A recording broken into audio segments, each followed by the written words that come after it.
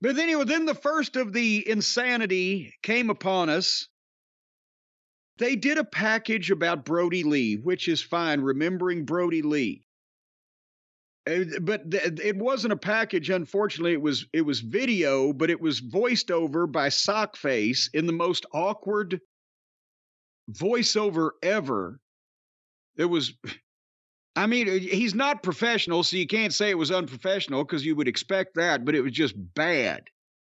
And somehow he was supposed to tie the 2 8-person tag team matches that we have tonight into Brody Lee's memory, and for so they're memorializing him because he was here back in the Daily's Place era during the pandemic, whatever. But was this the loosest grasping of a way to not only honor a guy, but to figure out a way, because he had friends in the 8-man and 8-person tag match, 8-woman tag match, and a person.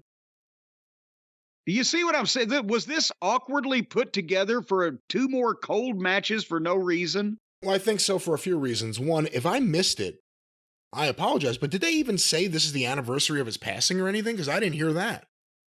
It was just all of a sudden the video started rolling. They started talking about him. I don't think it's an anniversary of anything besides that they're in Daily's Place. Well, then they said as a tribute to him, they're going to have in these random 8-man matches, one of his chosen people, Preston Vance and Anna Jay.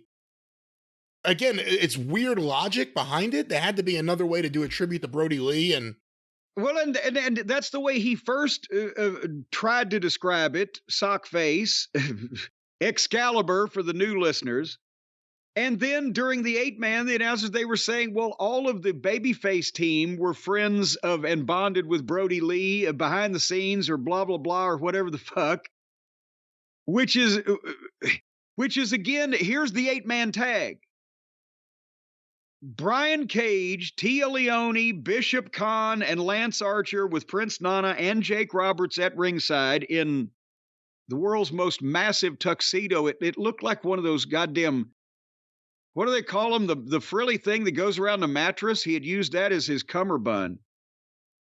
And the babyface team, a duvet possibly, was Pockets, Dustin Rhodes, Preston Vance, and Edge.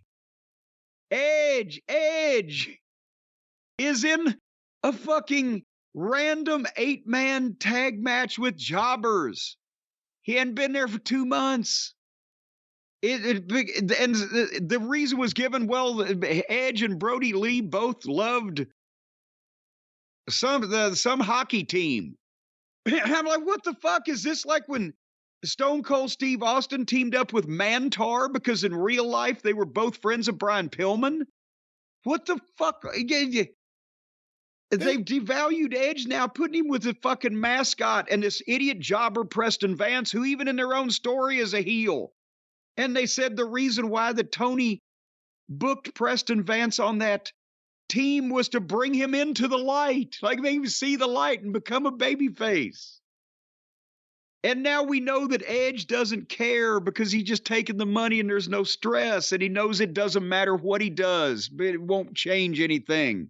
He said it. He said it the first night they brought him in at that press conference. It's like being on the indies again.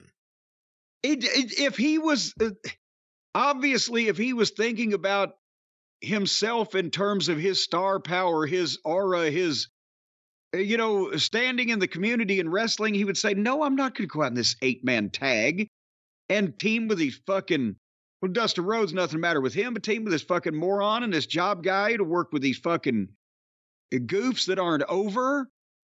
What are you, crazy, Tony? But instead he says, oh, okay, that'll be cool. And then Edge speared somebody, and then Preston Vance clotheslined the guy and pinned him. Vance got the pin.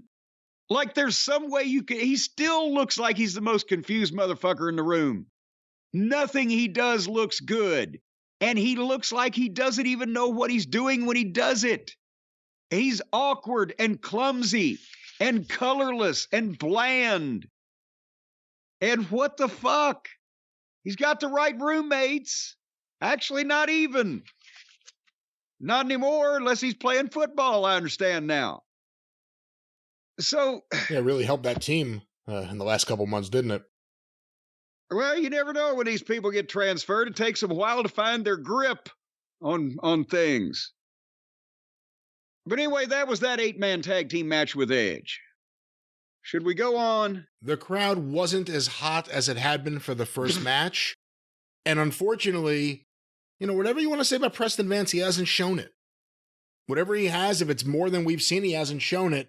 I think he's got Polaroids is what he's got. And those fans didn't really react. I mean, he's teaming up with Pockets, who, to that fan base, is a star. Edge is a big star.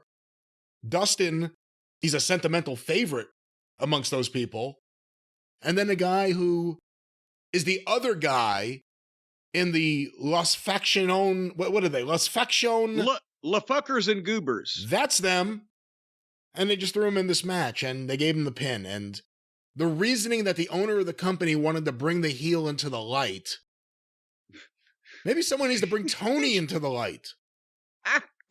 Go into the light. No, on the drugs Tony's on you. Don't go into the light. Don't go into the light.